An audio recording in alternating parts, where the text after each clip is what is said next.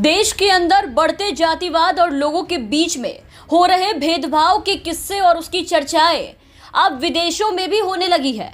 Corona और बाकी मुद्दों पर तो विदेशों में सरकार के नाकामी का डंका बज ही रहा था। अब देश में बढ़ती जातिवाद और भेदभाव पर भी सवाल उठने लगे हैं। दरअसल हाल ही में खेले गए वर्ल्ड कप T20 टूर्नामेंट के एक मैच से पहले भारतीय क्रिकेट टीम ने जातिवाद को खत्म करने की अपील की, जिसपे उसको लेकर के ऑस्ट्रेलियाई एंकर ने महज एक ढोंग बताया और कहा कि खुद के देश में जिस कदर जातिवाद के नाम पर भेदभाव होता है उस पर इनकी बोलती बंद हो जाती है और यहाँ ये जातिवाद भेदभाव खत्म करने की अपील कर रहे हैं। भारत में जिस तरह से सरकार जातिवाद और धर्म की राजनीति करती है, यहाँ तक कि काम भी एक जाति विशेष की आबादी को देखते हुए उन्हें अपने पाले में लेने के लिए किया जाता है, वहां पहले इस चीज को खत्म करने, उस पे बोलने के बजाय ये यहाँ लोगों से अपील कर रहे हैं।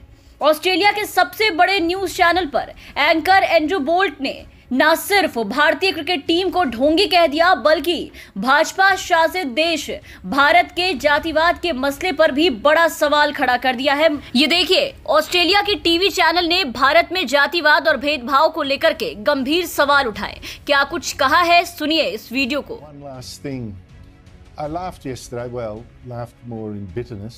When the Indian cricket team took the knee, as is the fashion these days before its game with Pakistan, took the knee against racism.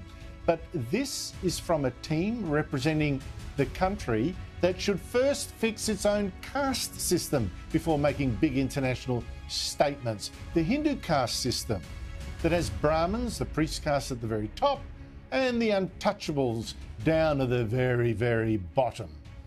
Has the Indian team ever taken the knee to protest against that? Or is that a bit too close to home? तो सुना आपने, अब विदेशों में भी देश के अंदर हो रहे इस भेदभाव पर चर्चाएं होनी शुरू हो गई है। उनका कहना था कि भारत को सबसे पहले जरूरत है कि वो अपने देश में झांक के देखे, वो अपने देश में हो रहे जातिवाद पर काबू करे, ना कि दुनिया भर में हो रहे जातिवाद पर टिप्पणी करते फिरे।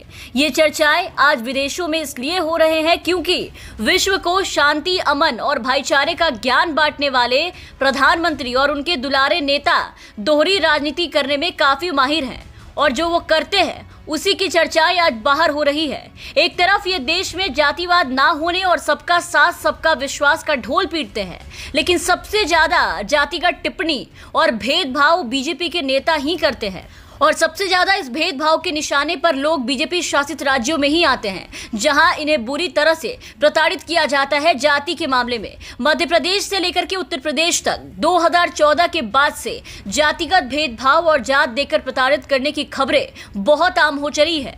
उत्तर प्रदेश में जहां आए दिन दलित समाज और बाकी पिछड़ा लोगों को और सरकार हर चीज में पछाड़ने में लगी है, वहीं भगवा दल के आतंकी जिस तरीके से जातिवाद के नाम पर लोगों के साथ मारपीट करते हैं, तो वहीं मध्य प्रदेश में आए दिन इनके साथ जाति की खबरें निकल करके सामने आती है और प्रधानमंत्री मोदी कई बार अपने बयानों में जातिवाद खत्म करने की बात कर चुके हैं, लेकिन आए दिन देश भर में ठीक इससे उलट तस्वीरें देखने को मिल रही है, खास करके बीजेपी शासित राज्यों में, जहां भगवाधारी और संघियों द्वारा अन्य जाति के लोगों के साथ मारपीट के कई मामले अब तक सामने आए हैं, जो मोदी जी के भाषणों पर गंभीर सवाल उठाते हैं। और इन्हीं सबके करतूतों के कारण आज भारत और भारतीय क्रिकेट टीम की इंटरनेशनल बेइज्जती हुई है। ऑस्ट्रेलियाई न्यूज एंकर ने अपने लाइव शो के दौरान इस मसले पर भारत की कड़ी निंदा करते हुए इसे ढोंग बता दिया है।